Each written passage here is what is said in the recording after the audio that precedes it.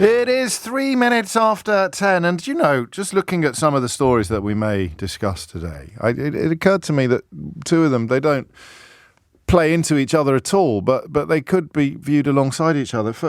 Jeremy Hunt is poised to raise the national living wage to £11 an hour. And, of course, the other story about shoplifters being treated like fraud, or shoplifting to be treated like fraud and corruption by a new police unit.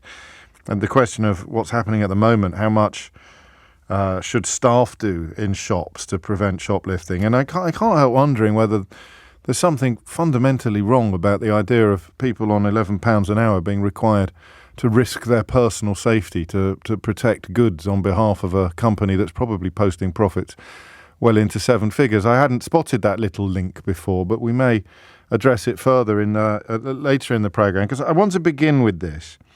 Is there a German word for taking no pleasure whatsoever in being proved right? There should be, shouldn't there?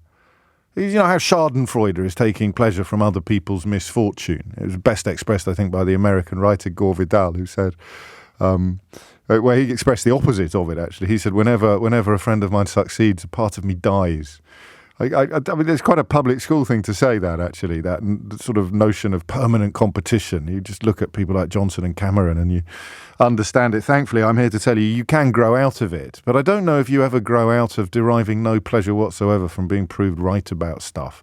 Whether it is, I don't know, the weird new TV stations springing up that it's pretty obvious to predict where they're heading, or Brexit itself, or politicians, or pronouncements. But it actually makes my heart sink to reflect upon how often I've told you over the last 2 years or more that if you are long-term sick, or if you are unable to commit to what you might describe as the 9 to 5 because of your health, they are coming for you next. I wish it was wrong. I wish I hadn't. I'm not going to wish I hadn't said it, because forewarned is forearmed. But when you just get the hang of this business of prediction or of forecasting, when you get the hang of it, it's actually, don't tell anyone I told you this, because I don't want to boast my way out of a job, but it's actually very easy. You just get the tactics first, and then you'll get the detail of it. So that Brussels was going to be, but we've got to hurt them. We've got to, they're terrible. They're dragging us back, when they actually weren't, of course. But that was a great narrative, which got Johnson into Downing Street and got Brexit over the line. Immigrants are doing us terrible harm, terrible, terrible harm. Of course, they're not. But it's a wonderful scapegoating exercise to explain suboptimal experiences among ordinary voting people who think their lives should be somehow better. Here is a foreign person recently arrived on these shores, and they are to blame for your salary or your housing situation. It's all their fault. Absolutely nothing to do with the people who've been in charge for 13 years. And then you combine Brexit with immigration, and you are told you're about to take back control of your borders, and you end up living in a country where the numbers are largely through necessity, largely through economic necessity, the numbers are higher than they've ever been before. So who will they go after next? Well, they've tried to go after the woke mob, but spoiler alert, there's no such thing. That's the great flaw in the attempt to portray the woke mob as the latest constituency holding you back from a better existence. There's no such thing as the woke mob. There is no homogenous group of individuals and or institutions that are working together, working in conjunction with each other to, I don't know what they are supposed to be doing, to slow the country down. What did Liz Truss try to call it? The anti-growth coalition. Probably the most bonkers episode of recent British political history was not even the economic illiteracy that they deployed in Downing Street, but the way they sought to blame it. This astonishing. We've run out of scapegoats, so we need a new scapegoat. How about the wokerati? How about the tofu-eating wokerati? The mind boggles, frankly, but it doesn't exist. So when you've understood how it works, and when you have remembered or listed the attempted receptacles of blame that have already come in for a kicking, you are left with the inevitable conclusion that it will be the long-term sick that goes next. They can't really go after the jobless anymore because the universal credit has rendered that existence to be pretty close to the breadline, if not below it. Simultaneously, you need to be reminded that about 40% of people on universal credit are actually in work. So you can't demonise everybody on universal credit because almost half of them have already got a job. You'll also be aware of attempts to claim that people are faking their illnesses or are on the lam. And, of course, there's an appalling demeaning of mental health, which is best understood as telling somebody with a broken leg that they should run for a bus. That's what telling somebody with mental health issues that they should just, pull their socks up and get to work is the equivalent of that. That's a nice word. You see, the problem is, Ash, you've sent me a German word now, but I don't know. I'll have to check it during the break, won't I? Because otherwise you could have me saying swear words on the radio. You could have me saying German swears on the radio. So I say, is there a German word for taking no pleasure whatsoever in being proved right? And you send me a German word, and I say it on the radio very glibly with a silly smile on my face, and then it turns out I've just insulted your grandmother or accused her of some form of promiscuity. So I'm not going to read out German words without double-checking what they might mean. But there is no pleasure whatsoever in being proved right about this. About 100,000 people are understood to be in Mr. Hunt's sights, reports the Daily Telegraph, rubbing its thighs with glee. He will argue today that it is unfair for benefits claimants who are not trying to get a job to receive the same financial support as those who do. Leaving aside the relatively negligible status of that number and the pitiful amounts of money that people receive today, I just balk at the bleakness. It's about 5.2 million people out of work. Hasn't come back down after the pandemic. In percentage terms, it's still gratifyingly low. And there are, of course, huge job vacancies in the market as well. But I don't want to come at this from predictable political positions. I want to come at it from two angles. Can we? Well, possibly three. When I first started doing this job, one of the things that surprised me most was the lack of rigour that was applied to evidence for things that people wanted to believe. So if you wanted to believe that everybody on what we used to call the dole was somehow taking the mickey, the evidence that was offered up for this was pitiful. It would be pretty close to, there's a bloke over the road, right, who is married to someone whose brother knows a girl who never goes to work and she takes home £5 million a week in benefits. And everyone would just lap it up. George Osborne spoke at one point about people whose curtains are closed. So you get up for work, right, in the morning, the bloke over the road, his curtains are closed. So you go, yeah. You sort of, I found myself thinking, well, possibly he's on a night shift. I'm not surprised his curtains are closed. He only went to bed half an hour ago. He's just got in after working all night as a hospital porter, or working in a warehouse, or stocking up the supermarket so that when you turn up to shop at opening time, the shelves are actually full. Who do you think does it? Elves and pixies? Of course his curtains are, but that idea of, it's a very Tory thing to do, isn't it? To just sort of, not quite invent, but embellish and exaggerate and create an air that everybody else is taking, that where the harder you work, the more everybody else is taking the mickey.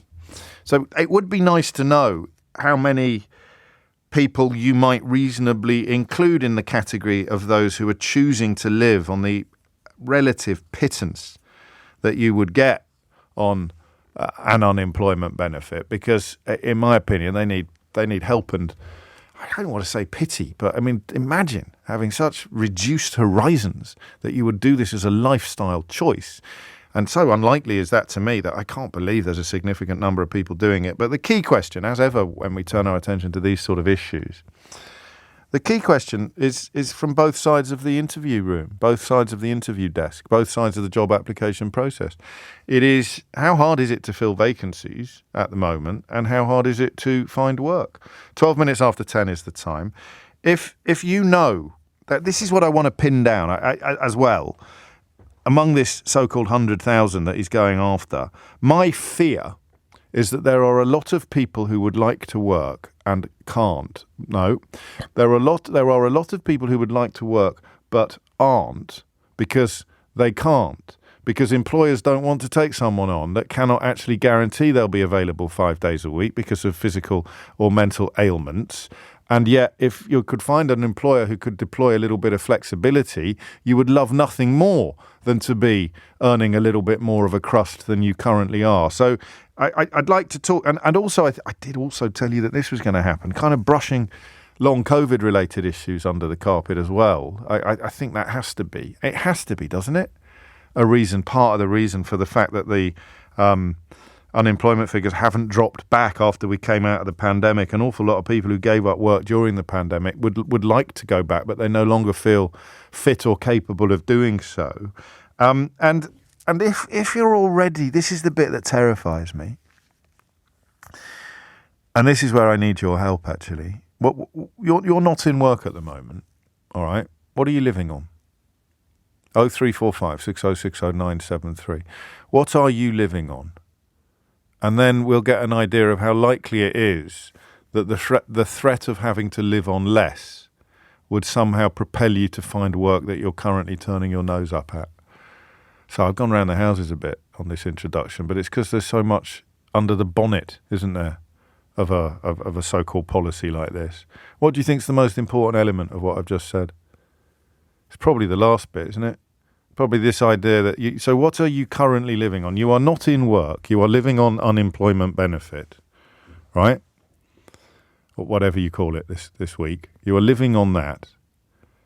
And Jeremy Hunt thinks that if he threatens you with having to live on less, then you will go and get a job. So I need to know what you're currently living on and why.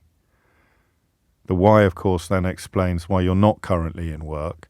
And then your response to the idea that if he threatened you with even less money to live on, you would then somehow discover an appetite for work that you currently lack. Yeah, that is it, isn't it? So we got there in the end, because you need to pinpoint the sense of cruelty here. With a side order of plausibility, maybe there are loads of people who are really living it up at taxpayers' expense, and who, with the threat of not being able to live it up quite as uproariously as they currently are, they would be compelled to find a job. But I just don't believe that they exist on anything like the scale that the government and their friends in the media argue. And that's the question that we need to get to the bottom of. So this story frightens you because it targets you. You're not working, right? What are you getting by on at the moment? 0345 6060 973. And how do you feel about the idea that threatening you with even less to live on is what is needed to get you into a job that you don't currently think you can do? 0345 6060 973. And then, so that the rest of us can get involved, challenge my bleakness if you want. Please tell me that I'm, and I don't mean this in a glib way. I think it's healthy for us all to have our views properly examined. But this is, you could file a lot of what I've just said under bleeding heart bubble dweller or some such. But I don't think I am, because the key question of what you're currently living on and the threat of making you live on less being what would propel you out of the front door in the morning and into work, I just don't think it's plausible. If you do, the number you need is 0345 6060 973. And if you don't, then, well, you tell me what you think the government are doing and whether you think it will work. Because I don't know. I remember when I told you they'd go after the long-term sick next, or they'd go after people who a sort of mythical constituency of people who need even tougher sanctions in order to get them to work. I just don't know that it will work anymore. Something seems to have changed, but I could, of course, be wrong. 20 minutes after 10 is the time. You are listening to James O'Brien on LBC. It's the crassness of it, isn't it? That sort of sticks in your craw. Just what's Jeremy Hunt going to announce today? He's going to announce a clampdown on benefits claimants. God, what year is it? How long have they... And also, if they need to announce a clampdown on benefits claimants, then surely that means that their last clampdown on benefits claimants wasn't the success that they claimed their last clampdown on benefits claimants was. You can't keep claiming that you've clamped down successfully on benefits claimants and then waiting a couple of years and announcing that now you need another clampdown on benefits claimants. It's just bizarre. 20 minutes after 10, but I want to examine the reality of it. The reality, really, of your existence, your experience, and your reaction to the idea that the Chancellor thinks you're swinging the lead. David's in Bristol. David, what would you like to say? Oh, sorry. Hello. I've been listening to your radio this morning, and I am a 43-year-old male with chronic, incurable conditions. I was medically retired by my doctor 3 years ago, but I am in receipt of various benefits, including lower working rate allowance, which means I don't have to look for work and I don't have to engage in work. But without a job, I have no value. So I force myself no value to work. To whom? No value to me, and I'm a single dad as well. Right. So it's important that I keep going. I feel pressured to keep going because I'm on benefits. I work 6 hours a week for a supermarket, which is pretty much all I can do, and that wipes me out for 5 days, which means I can't parent, I can't do anything else. And the prospect of someone telling me that I have to do more than that when I'm medically retired. I mean, first of all, I don't want to alarm you unduly. I don't know whether you would fall into the category of. You probably wouldn't, would you? Is there joined up thinking between the DWP and the NHS on this one? If your doctor medically retires you, then surely that's something that the DWP just absorbs and accepts. Well, no, not actually. I've just spent 2.5 years battling the DWP to last week, having them accept my personal independence application. Okay. But they also, on the same day, sent me a review form saying we want to fully review it. Now, I know that my health conditions fluctuate, so I've just been granted personal independence payment, and they're already looking to revoke it before I've had my first payment. How does that work? Is it because they think you're getting better? Or they think you didn't deserve it in the first place? They review it periodically. My award was for 3 years initially, which I contested. So obviously we've been 2.5 years. I still haven't had a single payment from them. It's just been acknowledged that they are going from 0 points to going pretty much full point via tribunal. I haven't even had a payment from them, and they're already saying, we're going to reassess you. Now, my health is not what it was 2.5 years ago, but it could go back that way if I push myself too hard. Yeah. There's nothing in place, is there, for people who want to work but need their conditions accommodating? That seems to me to be the simplest lesson to learn from all of this. And a lesson that Jeremy Hunt today seems to be willfully ignoring.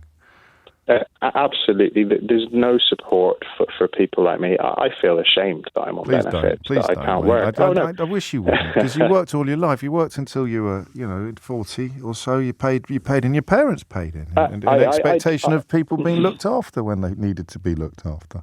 Absolutely. So yeah, it's a bit disconcerting to hear that, the most vulnerable are being targeted again, but it's not something new. But yeah, the DWP and the NHS unfortunately don't talk to each other at all, which is something that cabinet ministers could actually address. You've got the person that runs or nominally is at the head of the DWP or whatever they call it this week, and you've got the person who is nominally the head of the NHS, and you've got the person who is nominally the head of the Treasury. You've got the two Secretary of States and the Chancellor of the Exchequer all sitting around the same table every day. Are they going to talk about the kind of stuff that seems obvious to David, and I suspect to you listening as well? No, of course they're not. They're going to talk about why we need to clamp down on them. 25 minutes after 10 is the time. And listen, when David says that it looks like they are targeting society's most vulnerable, I really cannot stress enough how welcome it would be if you wanted to challenge that. If you are the person to whom Jeremy Hunt is appealing and you find it perfectly reasonable and plausible that this constituency of people should be addressed. I won't even say targeted, because from where I'm sitting, I'm with David. It does feel like they're going after the most vulnerable members of our society. It's why they all keep talking about hard-working families. I don't know if you remember, that was a great piece by Nesri Malik, hard-working families, to which I often respond by thinking, won't somebody speak of those of us who are just, phoning it in every day? 10:25 is the time. Stephen's in Truro in Cornwall. Stephen, what made you pick up the phone? Yeah, hi, James. Hi, the calling's really resonated with me because I'm currently out of work, and I've been out of work since I was medically discharged from the Navy in 2014. Gosh. And I've had ongoing mental health problems related to PTSD from various parts of time in the Navy. I'm sure. And these comments by Jeremy Hunt this morning, and in general, because you hear it all the time, feed into a sense of worthlessness and shame, like the last caller was saying. Because it's a constant battle. I feel that it's almost like an imposter syndrome. Like I'm not sick enough. Yeah. To be worthy of because it's invisible. Of benefits. It's completely invisible. Yeah. There's no crutch. There's no sure.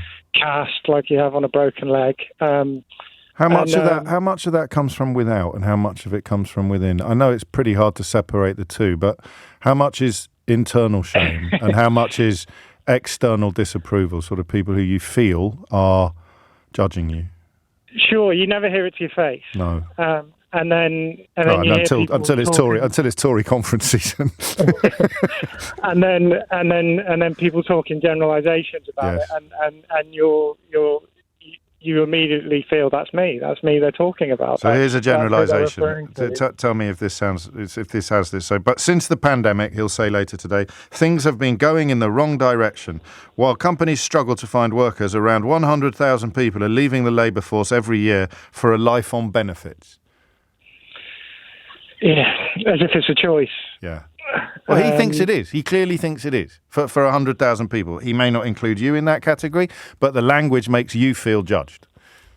It's absolutely not a choice, and any reference to it being some kind of choice or lifestyle choice is completely wrong, and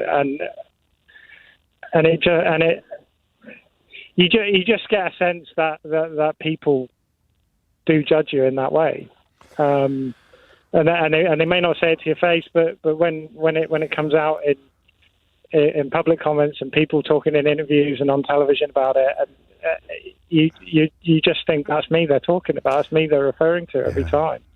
I don't know how you avoid that conclusion, whether it is sort of statistically true or not. It's about tone, isn't it, and language, as you say. The idea that life on benefits is easy is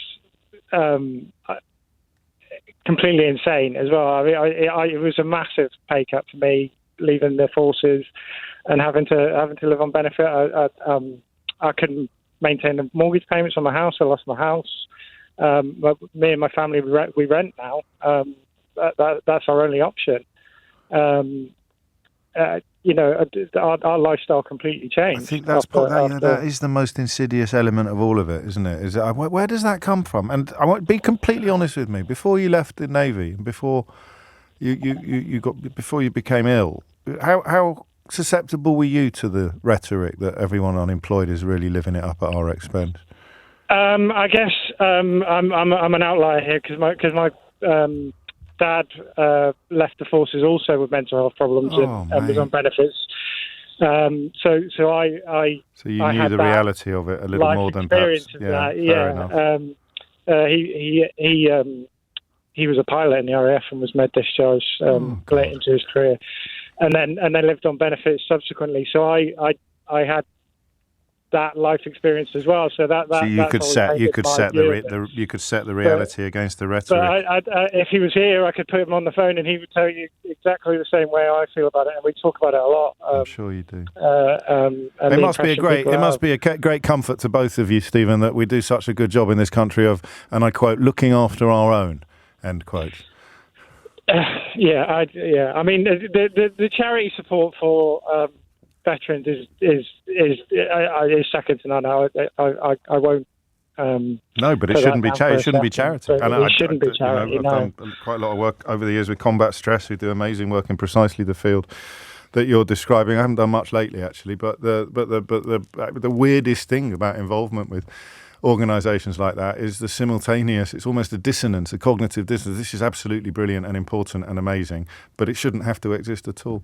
Stephen, thank you. Touched on a lot of points there, which people are welcome to pick up on, but through me. And I apologise that once again, the people governing this country are making you, as someone who should be much, much better looked after, feel shame and guilt for the situation in which you find yourself. Convince me that it's not deliberate on 0345 6060 973. Thomas Watts is here now with your headlines. It is 10:34 and it's a grim old business, but at least we can keep each other's company as we navigate our way through the latest swamps of Tory policy. On this occasion, 100,000 people a year. I don't think this statistic is right. I've noticed Jonathan Portes of King's College tweeting about it as well. I think he's just spoken to one of our colleagues on LBC News. We may join them in availing ourselves of his expertise, because this line about 100,000 people, it's in Jeremy Hunt's speech. Do you know, I think one year we picked up, because they give the speech to the newspapers before they give the speech, and one year I'm sure they changed it after we noticed something in it. Can anyone remember who that was? It may not even have been the Tories. I'm sure that we went in hard on something they'd given to the newspaper saying they were going to say, and whether it was because we went in so hard or not, they then didn't actually say it. But he is currently due to say that 100,000 people a year are leaving the labour force for a life on benefits, and that's just not true. Or at least, if he's suggesting it's a lifestyle choice, then that's not true. 10:35 is the time, unless you think it is, in which case you know the number. Rose is in Portsmouth. Rose, what would you like to say? Well, what I'd like to say is you don't get a life on benefits. It isn't a life. It's an existence on benefits. I worked from when I was 16 until I was 61 and then became ill. I have chronic kidney disease and I have a heart condition which would normally require open heart surgery. I'm not fit enough to have that. Oh. So chances are I will end up, shuttling off the mortal coil. But before I do, what I would like to say is I would love to see these guys give me a budget. They're so good at budgets. Give me a budget for the £801 I live on per month, I exist on per month. If somebody had told me 20 years ago that I would need to go, I didn't even know what a food bank was 20 years ago. Never even heard of it. Do you know what I mean? It sounds like something that you're doing, I don't know, in Russia or somewhere. Yeah. But here we are, here. And we've got people going to food banks and we're taking that as norm, and it shouldn't be right. And all this business about who goes off to live on benefits, nobody does. I'm really sorry about the situation in which you find yourself, and I know you don't want anybody's pity, but you'll allow me to offer my sympathy, my heartfelt sympathy. Thank you. No, that's, and I know I speak for pretty much everybody listening to the programme when I say that. But where do they get this idea from? I'm not sure it was ever true. I don't know. It's never been true. I just think this is, like you say, they're just spinning this to make it excusable for why we've got so many. We can't, they can't admit the fact that, look, how dreadful is this? We've got people going to food banks. We've got children that are having going to share coats. There was a million. We did it on Friday, actually. There was a million children who haven't got a bed of their own. They're either sharing with siblings or parents or sleeping on the floor. And yet Jeremy Hunt thinks 100,000 people a year are looking at their wages and thinking, I'll be better off on £801 a month. Interrupt me, will you, please? Yeah, sorry. You said Jeremy Hunt thinks. Jeremy Hunt doesn't think. I swear to God, where does this guy come from? He went into the NHS. Yeah. He made a complete hash of that, shuffled off and let someone else take the blame. Now he's going to do this, and by the time he gets around to it really having an impact, please, God, let there be a Labour government. Please, God, let there be a Labour government. But he'll be able to shuffle off and that won't be his fault. I have never known such a snide in all my life. I wouldn't have him work for me, would you? I'm glad you're getting this off. I'm glad you're getting this off your chest, Rose. I am. I'm happy to help. I've never phoned you before, I'm so glad that I'm just letting all this go. Well, good. Truly. That's what we're here for. Some days. That's exactly what we're here for. What? Can I go back to the money? Do you mind? Yeah, of course. No, of course. How does that break? So all of your outgo, you've got. That's all that's coming in, and everything that's going out has to come out of that £801. Yes, absolutely. So out of that 801, they do pay a part of my rent. I will say that. Right. I get a part of my rent paid, but out of that £801, I need to pay £200 towards my rent. Right. Okay. I need to pay my council tax, my electricity, all the normal household bills, and that's broken up of £404, which is called a PIP payment, which you only get if you're disabled. So if you weren't disabled, what would you be getting? Oh, I don't know. Nothing, probably. I don't know. Well, it certainly wouldn't be that. I think it would just be the amount I get from Universal Credit, which is So the about remaining £400. And half of that would go on your rent straight away, and they wonder why you can't get out of the... Exactly. Well, my rent for this property, it's a housing association property. I've not owned a property. Right. This is a housing association property, and my rent, if I didn't get that £200, would be £420 a month. Which would wipe you out, really, before you'd even got out of bed in the morning. Absolutely. And listen, if he can find me a job I can do, I'll happily. Perhaps I could come and do his PR for him.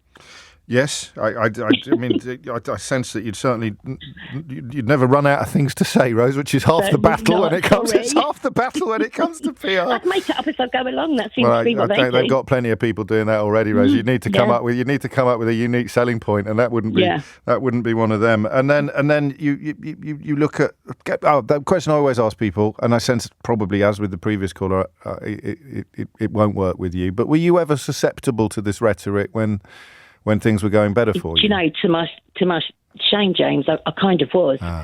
And I'm so ashamed of that. When I look back to the person I was, I don't know, even 10 years ago, I think before the whole Brexit thing, and I know you don't like mentioning that, but before that, I was kind of a bit of a different person. You know, I kind of thought, it doesn't matter who you vote for, the government to get in. I didn't really take part in anything because my life was okay. Now, that sounds selfish, but I put my hands up and admit that.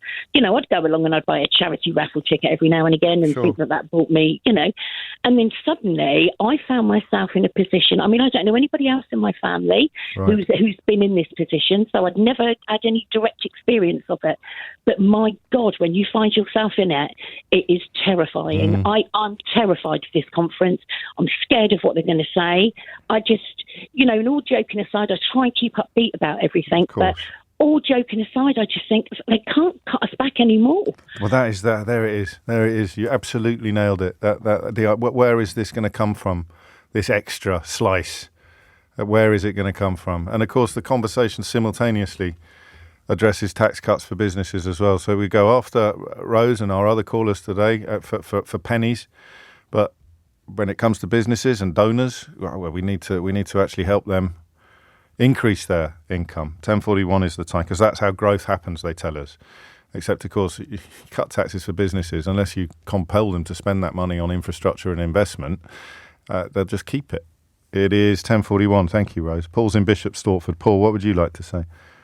I'm just, listening to this conversation going on for the last 40 minutes. Yeah. And I'm just exactly the same as everybody else. And he just doesn't understand, Hunt. He does not get it. People like me who've worked all their lives, I'm now sick because I have cancer. Right. And I'm having treatment. And, every 3 to 4 weeks, I have to go and have treatment. Then I'm laid up for at least 10 days to 2 weeks after that treatment because you're sick. You can't leave the house because of other problems, physical problems and so forth. And I'd love to go back to work, but every time I say, look, I'm feeling better, I get a respite. I have a period, maybe 3 months before I have to start treatment again because my body needs a break. Yes. Is that, I go, right, can I work?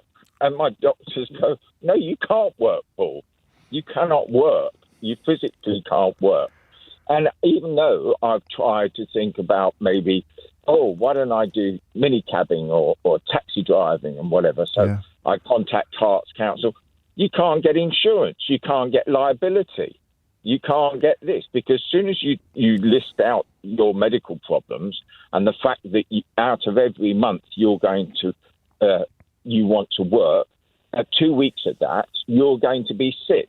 So what employer is going to employ you when you're part-time and you don't know when you can come in?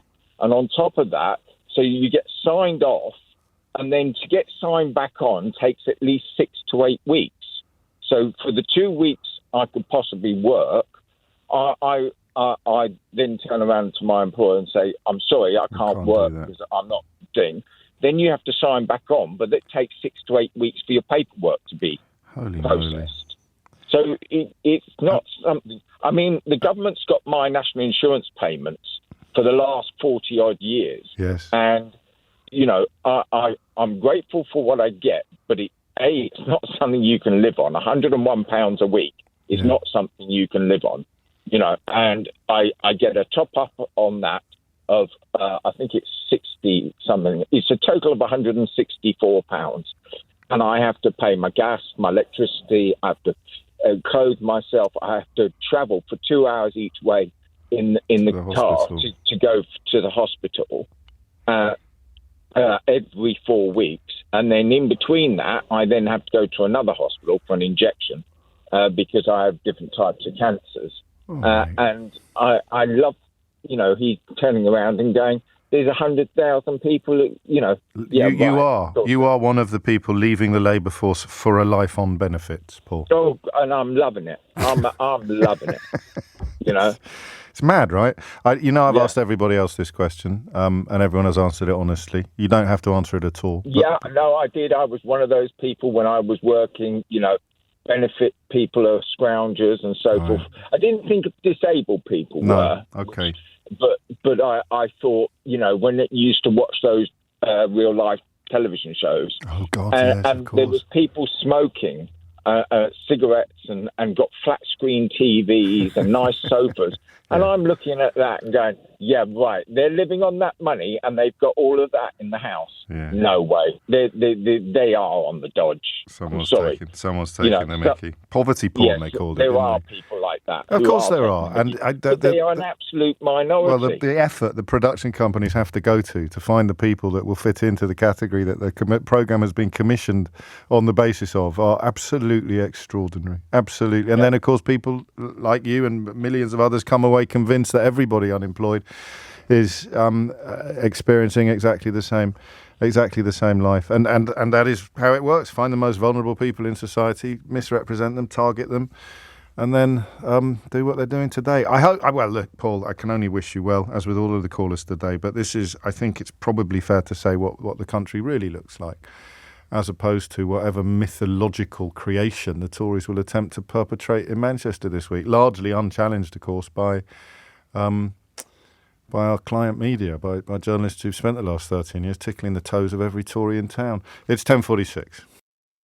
It is 10 minutes to 11. You are listening to James O'Brien on LBC. I don't think this is Idiot's Corner, but this is who Jeremy Hunt is trying to appeal to today. They're not talking about disabled people. They're talking about the lazy benefit cheats that are working for cash in hand and then claiming money.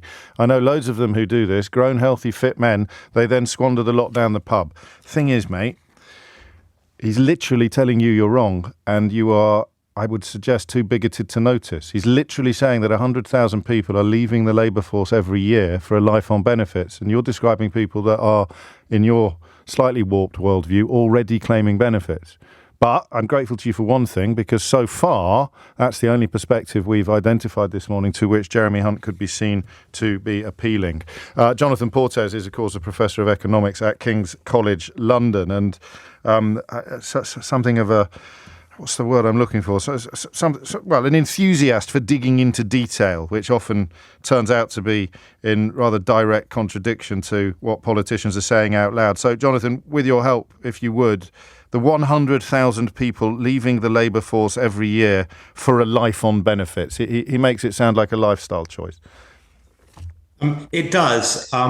It's not quite clear where he got this number. What is true is that the number of people moving on to sickness and disability benefits has gone up quite significantly during and after the pandemic.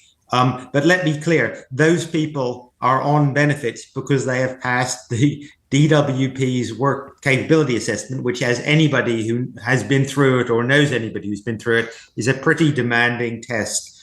They have been certified as being unable to work by the DWP. Now, it is absolutely true that we need to do a lot more to help those people back into the labour force. And there is a lot that the government and employers could do. And to be fair to the government, they have actually announced some modest but constructive proposals here. What is wrong, however, is this idea that there's some huge number of scroungers on disability benefits who are fit to work. We have been around this course before. In the early 2000s, in the late 2000s, early 2010s, the government tried to tighten up the test because it claimed there were this huge number of people who didn't deserve these benefits. The result, as we know, were that hundreds of thousands of people were wrongly denied benefits. A lot of hardship was caused. Some people died. We know some people literally starved to death as a result of having their benefits wrongly withdrawn.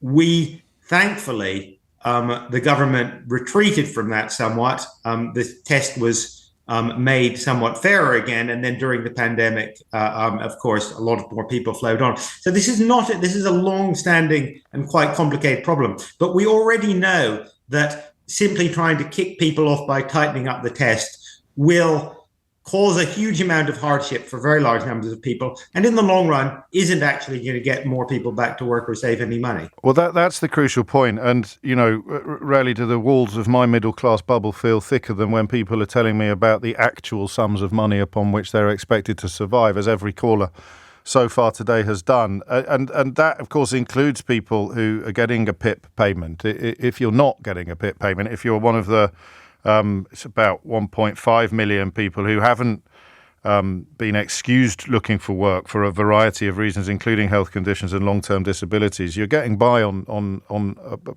probably in real terms, the lowest sum of money that anyone unemployed has been expected to get by on almost in living memory. Is there any rationale for threatening them with even less, somehow propelling them out of their front door in the morning?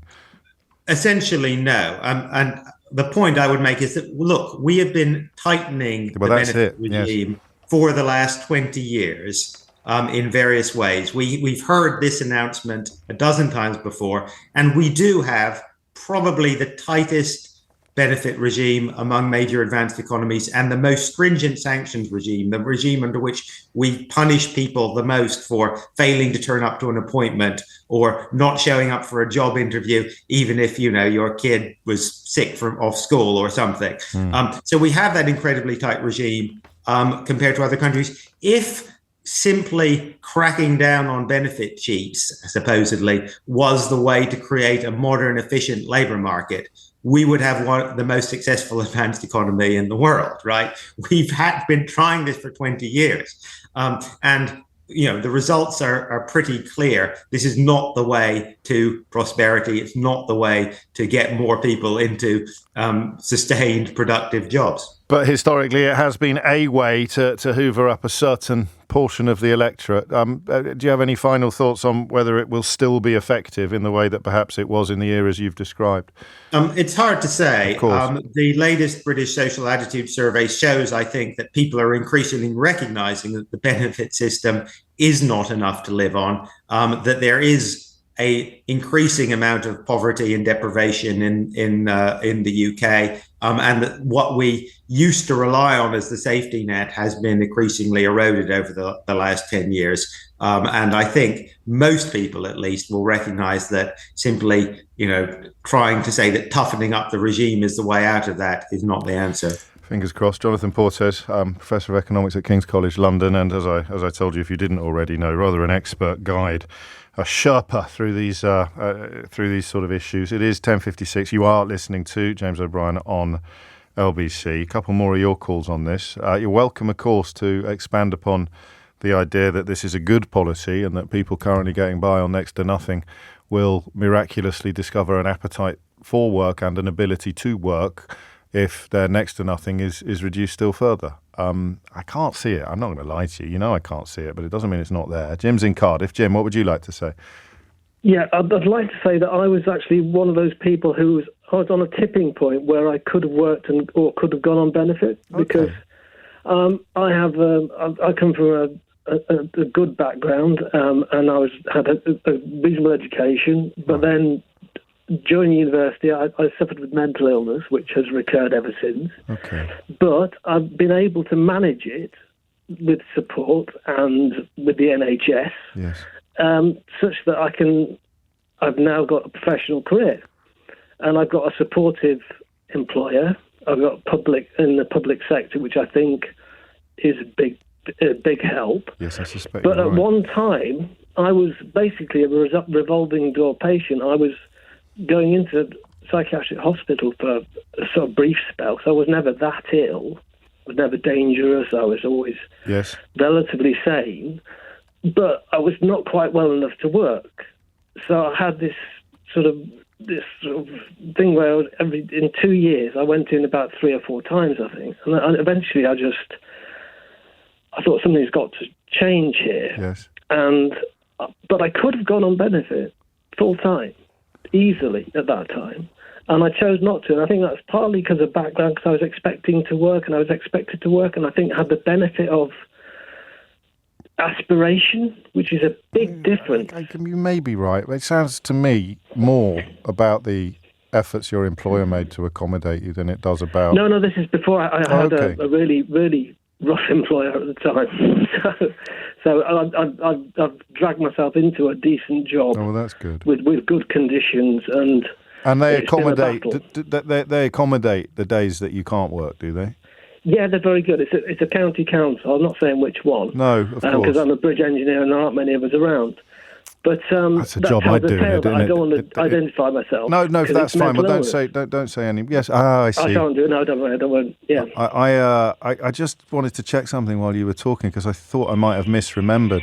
But hang on, let's just pause for a musical interlude. That was rather nice. I feel like a proper DJ now. Sorry, that's all right. Don't worry. Because you just said something there about the public sector being probably a better place to work in your situation than the private sector would be. In terms of conditions. Yes. Yeah. And I just remembered that the newspapers last week were getting very excited about the fact that British workers in the public sector take more time off sick than British workers in the private sector, as if that was somehow evidence that you're all shirkers. Yes, exactly, because they can. That's the point, isn't it? And the ones in the private sector then break and end up on benefits. Yeah, exactly that. And then they get attacked from.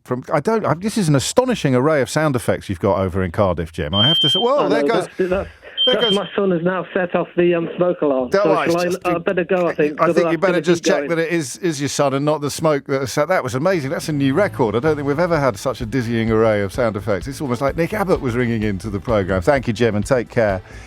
Managing to extract a little bit of levity from what is a fairly grim vista of experience as I glance to my right and see Jeremy Hunt, who I think Rose's description of will stay with us for some time, preparing to tell the Conservative conference in Manchester that that there are 100,000 people leaving the Labour force every year for a life on benefits, as if they are doing so through choice and whimsy as opposed to necessity and in many cases illness. But hey-ho, whether or not it works, only time will tell. It's just gone 11 o'clock. Up next, I think we'll turn our attention to what the shop staff should be doing to deal with the shoplifters. It is 4 minutes after 11, and I used that phrase with Jonathan a moment ago. The thickness of my the thickness of the walls, or the walls of my middle class bubble, are never thicker than when we are discussing some subjects. And I wonder how many other people could right now tell you what the national living wage is today for people currently on the national living wage. Could you tell me what it is? Do you know what it is? Do you know what the national living wage is right now for an adult, for a working adult? So £10.42. And it will be announced in this speech that it will rise to £11.16 an hour next April, which is, I suppose, in relative or comparative terms, which is good news. So £10.42 an hour. The fellow who runs Iceland has been in the news a lot. Did you see when he said that some of his staff had been threatened or even perhaps assaulted by shoplifters claiming that they had HIV-infected needles in their hands? I did find myself thinking that all sounds a little bit sort of 1980s tabloids, and I'm not sure it was even true then. And he had to withdraw it and apologise. I don't know if you saw that story. He also withdrew from the Tory party at the weekend. What's his name? Richard something. See, Richard Walker. He's been on LBC quite a few times, and he comes across quite well. I've always found. But that needle stuff looked dodgy from the start, and indeed turned out to be. But his announcement that he was leaving the Tory party on the grounds that it doesn't really do any of the things that it was supposed to do, or that it did when he was first drawn to it, I thought was a rare outbreak of honesty on that side of the political fence. Interesting. But I mention that only because of the shoplifting angle, because £10.42 if someone was threatening you with an infected needle, but you don't need to imagine an infected needle. You could imagine a broken bottle or a knife or just a fist, a clenched fist, or a supermarket trolley. Someone comes at you at full tilt with a supermarket trolley, you're going to flipping know about it. I'm quite chummy with one of the security guards at my local supermarket. He's a big fan of the programme, and we freaked his wife out once he was on the phone to her and he just handed me the phone to say hello to her, and she couldn't believe her ears, which was a really lovely moment. And I worry, because we've got quite a lot of trouble around our way with shoplifters, and you worry about what people are supposed to do in the event of encountering it. And I haven't had the conversation. I don't know if it would be appropriate to do so, but my advice would be don't go near them. Not for, I don't know what security staff are on, but there'll be people working in many shops who are on £10.42 an hour. If you think I'm going to risk my safety to protect your inanimate objects for £10.42 an hour, then you've got another thing coming. And I wonder if that's the beginning of the problem. Also, that conversation we just had in the last hour, that angle is almost always missing from right-wing coverage of this shoplifting epidemic, isn't it? The fact that some people are just so skint that they're desperate, and there is help available, but often not enough help. I mean, I just don't know what the impetus would be to get stuck in for staff, never mind everybody else. And I want to look at that. How scared do you get as shop staff? I don't know how much detail we can go into with regard to what the company policy actually is. But you can go into as much detail as you want if you don't name the company. Just give us a broad... Well, don't worry about that, actually. I'll worry about that when you get on. So I told you, didn't I, the story of when I worked for River Island, and this is going back so far, 30 years or more, 32 years. And the manager sent me out to chase after someone that he thought he knew was a professional shoplifter. And I was young and stupid. I nearly did the line from Point Break then, which would have been highly inappropriate. The fun of it, I thought I'm going to catch a crook. I'm following him. I'm going up Worcester High Street, up towards the cathedral. For those of you who know that part of the Midlands, there's a statue of Edward Elgar. I've got him in my sights. I didn't have a walkie-talkie or anything like that, but it's not beyond the realms of possibility that at that point in my life, I might have imagined I had a walkie-talkie.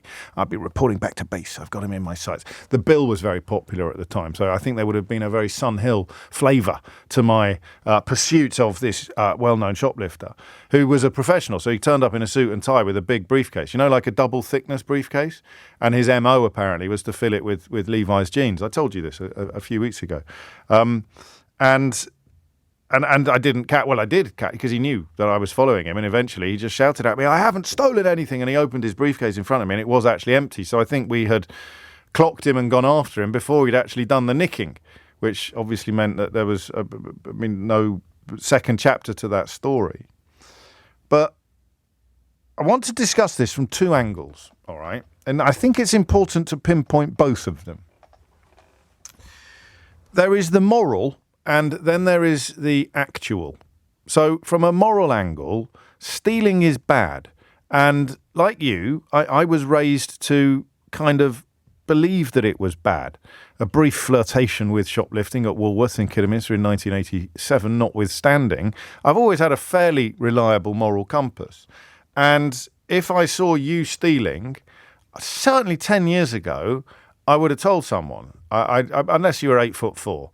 But I might even have called it out myself. I might even have... If you saw a mother pushing a pushchair around a supermarket and you noticed her slipping some nappies under the pillow in the pram, what would you do? Right now in 2023, particularly as someone who listens to stories on this programme that perhaps provide many of us with a perspective on experiences and existences that we wouldn't otherwise know a lot about. What would you do? Hand on heart, what would you do? You saw someone, a mum. I've gone for the most emotionally provocative example I can think of. If you saw the local skaghead nicking a bottle of Archers, then you probably would have a slightly different attitude. But if you saw a mum, what if you saw someone stealing food and it wasn't smoked salmon? It wasn't food that you would take down the pub to sell. It was carrots. If you saw someone stealing carrots, what would you do? Because I think there is a danger in these discussions, and we've had a few of them now, of thinking that all of the thieving is done by addicts or professionals, and none of the thieving is done by people who are desperate. So I don't know how you have a meaningful conversation about this without somehow working out how to distinguish between those different categories. There was an astonishing article in the Telegraph today. I didn't cut it out for you, so I'll dig it out now. I think it was on page 7. It's weird how my memory works, isn't it? And I've probably not got a page 7. I got a page 7? No, I haven't. I've torn out page 7 for other reasons. But there's an extraordinary article in the Telegraph today suggesting a sort of organised crime cartel. I've already torn it out of the paper to share with you a story that was on page 6. Oh, no, I haven't. I've got it here. This is very professional, isn't it? All we need now is some weird sound effects going off in the background, and we'll have the full set. So it was an astonishing report on what you might call an organised crime cartel, a gang headed by 2 brothers who used their inside knowledge this is from a police and crime commissioner in Sussex. She's the national lead for business and retail crime. 2 brothers who used their inside knowledge of supermarket systems to shoplift £500,000 worth of goods over 2.5 years. And in some cases, you go back in to claim money on the stolen gear. So that's a very different constituency from the local heroin addict who is stealing either to order or to sell in the nearest pub. And then you've got the people who are just going to the self-checkout and putting a few things straight into the bag without actually running it through the till, because they can't actually afford everything that they, and I'm going to say want. Yes, a lot of you saying that you'd pay for the nappies with the mum, but that involves you telling her that you've seen what she's doing, and putting yourself in a position where you could either come in for quite a lot of abuse yourself. She could. It's that getting involved element. But paying for it is by far the best thing you can do if you are going to get involved. Don't do that. Let me pay. But what are you going to do next week? You're going to follow her around for the rest of her life? What are you going to do the week after that? Do you see what I mean? How do you deal with the people that are doing it out of desperation? I genuinely don't know. But here is the question. What do you, as a staff member, think about this epidemic of shoplifting? As a staff member, as someone genuinely on the front line. And the question then becomes, what would you do about it? 0345 6060 973. I don't really care what politicians have to say on this subject yet, because it's too late, isn't it, for anyone to approach it with any credibility? They've literally watched the problem explode. They've literally presided over an absolutely enormous rise in this sort of thing, and they've failed utterly to address it. So I hope that this initiative known as Pegasus will work. But I tell you now, it's got a lot to do not only with police shortages, but also with police deployment. It's got a lot to do with poverty, and it's got a lot to do with impunity.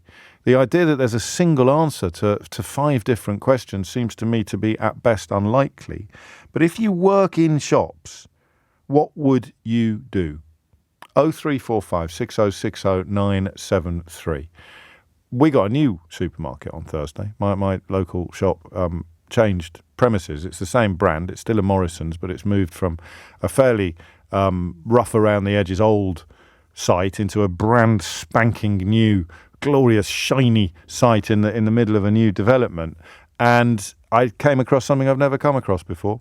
And if I don't think you're going to laugh at me about this one, because when I moved to the Harrow Road when we first got married, which would be in 2000, I remember saying on the radio, they've got alarms on the meat. I'd seen alarms on spirits before, but it was amazing that they had alarms on the meat, and most people were surprised. It wasn't a common experience in most supermarkets.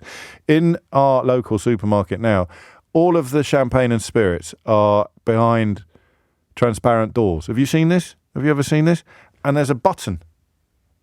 So if you want to buy a bottle of champagne, let's say a bottle of gin, actually, just so we can't open ourselves up to accusations of champagne socialism. If you want to buy a bottle of gin, there's a button that you press, and a member of staff will be with you within a minute, and they will open the glass doors and remove your gin and give it to you. And it's still got the tag on it, so it's still got the security tag on it that needs to be removed with the special equipment at the till, and then they'll close it again and it's locked. I've never seen that before, and I suspect it's novel technology because it's literally a brand spanking new supermarket. It hasn't even been open for a week yet. But that probably makes more sense, doesn't it, than encouraging staff to chase people or go after them. So what is the status quo in the shops where you work? I mean, A, how bad is the problem? But I think we've got a fairly clear idea on that. And B, what would you do if you were in charge? In the shop where you work, if you were in charge of reducing stealing, what would you do? 0345 6060 973. Because remember, we live in a country now where there is alarmed cheese. Cheese alarms. Sounds like a really rubbish punk band. There are alarms now on cheese, on large chunks of cheese in this country. So it's got a touch of the King Canutes about it, I think, this problem. The idea that you can turn these tides back is, as King Canute, of course, well knew, a little bit pie in the sky. 0345 6060 973 is the number you need. And the reason why the question is particularly interesting today is that there are warnings of, and I quote, carnage at Christmas unless action was urgently taken now. So what should that action be? And how do you respond to my suggestion that if you're working in a shop, almost even if you are a security guard, it's not your job to chase people and put yourself at risk? Hit the numbers now, you will get through. It is 20 minutes after 11. So I guess it's not a kind of, oh, woe is us, state of the nation phone in this. It's a question about an epidemic of thieving from shops, some of which I think might be morally defensible, some of which clearly will never be morally defensible. And a sensible question among people who either work in shops or shop in shops. You know, I love shop subjects because they are truly universal. Except for that one moment where Rishi Sunak didn't seem to know how to use a debit card. I've always been of the view that everybody knows what it's like to go shopping, except perhaps the King. Do you think the King goes shopping? They always said the late Queen never carried money. I'm talking myself out of my enthusiasm for shop-based subjects, apart from the ludicrously privileged, the ludicrously aloof. Everyone goes shopping. And that's one of the reasons why I like talking about shopping-related issues on the programme. So from either side of the till, either as a shop worker or a shop user, how would you stop this now? It genuinely feels to me like King Canute going down the beach to prove to his nobles that he can't stop the tide coming. How do you stop this now? What do you do? Well, we need more police officers. Really? Is that going to help? So an imaginative answer to the question has just been introduced in my local Morrison's, where they've got transparent cabinets now locked, and you press a button and a member of staff comes. But that calculation there is cost benefit, isn't it? For years now, I suspect that the epidemic in shoplifting has been caused by the fact that companies considered it was financially better to absorb the losses than it was to address the problem. There's so much going on here that I just think sometimes the sort of woe is me and supermarket bosses coming out talking about HIV-infected needles are profoundly unhelpful. 22 after 11. And if you don't think it matters, the more stealing there is, the more the prices go up. So it's us that end up paying for shoplifting, not the supermarkets, which is part of the reason why they're not doing as much as they could do, I think. Mark's in Edinburgh. Mark, what made you pick up the phone? Hi, good morning, James.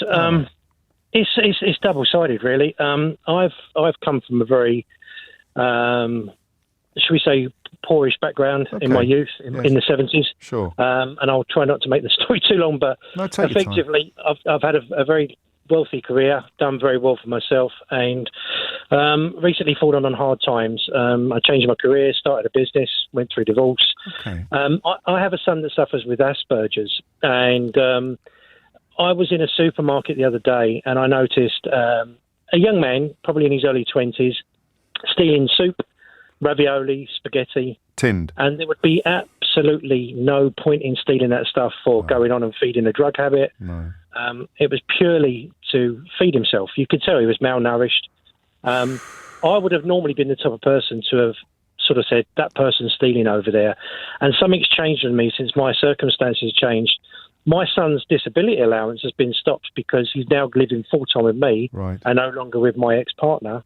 And they've suspended it for no reason other than the fact that it's change of responsibility. Good Lord. And now all I can do is empathise with these people on a level that I've just never been able to do before. You can conceive of someone not being able to feed themselves because there's just no money left in the bank account or the pocket. I have to say, I was a person who thought, but these people are just rotten to the core. They steal, they don't realise. But I'm being faced with the same thing with social services, stopping a payment that's completely valid for my son who has Asperger's. Just because he now wants to live full-time with his daddy, they won't change the payment to me. And I've just recently lost my business. And it's hard bringing a son, having to take him on a 40 minutes each way to his school and back every morning and every afternoon. And I'm feeling desperate, and I've had a very good career. And if I'm feeling desperate and I'm struggling with my mental health, what are these poor people that can't afford to feed themselves? You've done a better job than me of knitting together the two topics that we've been discussing this morning, haven't you? Because you really have. You've kind of brought the last topic smack into the centre of this one. And at the heart of both is this notion of change. Because you and me could bring our 1970s or 1980s sensibilities to this conversation if we wanted, and possibly we would do if it wasn't for in your case, your experiences. In my case, having a job where people share their experiences with me, and I'd have to be made of butter not to change my mind about things. But it is a different proposition now. Nicking soup and tinned food is neither a lifestyle choice nor evidence of criminality in the conventional sense. It's evidence of desperation, complete desperation. Yeah, it is. I mean, I like I say, I would have always been first. I mean, I've caught children stealing before that had £300 pairs of trainers on, and of course I've told staff. The staff did nothing. But when you see a young man who obviously is in desperate need of some food, I had a little smile to myself and said, "Good luck to you, pal. I hope you get away with it and get lots in your bag," because that's really what we've come to now. Yeah, I mean, I don't know what the broader dimension of that is, but I think I'm much closer to where you are than I am to where you would once have expected to be. What would staff members do? You can't, they could end up going after lads like him and then leaving completely alone the ones that are nicking the high-end stuff because they would pose a much greater threat to their own safety. Well, this is it, and like the conversation topic has mentioned before, people just aren't paid enough money these days to worry about it. I mean, I know from experience that when people are faced with not being able to afford the bills and not being able to afford the mortgage, I've been forced to sell my home. I know exactly what it feels like to feel like you've lost everything and you're destitute. And people sitting in a job where they go, I can't afford to pay my mortgage every month. I'm overdrawn. I don't go out. I don't socialise. Why do I want to go and chase after a thief and put my life in danger? That's very nicely put. I certainly wouldn't want to. No, nor would I, mate. And I'm sorry for what you're going through, what you've been through.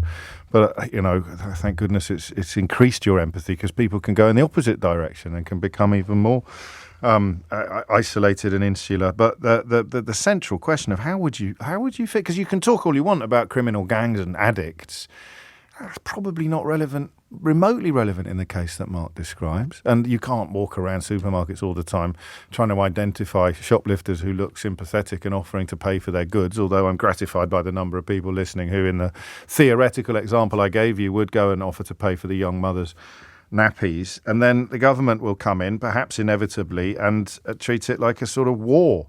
It's just as they're getting underway with the war on motorists. No, hang on. They're doing the opposite of the war on motorists. There is no war on motorists. But Rishi Sunak is the man who borrowed a car from a Sainsbury's worker for a photo opportunity.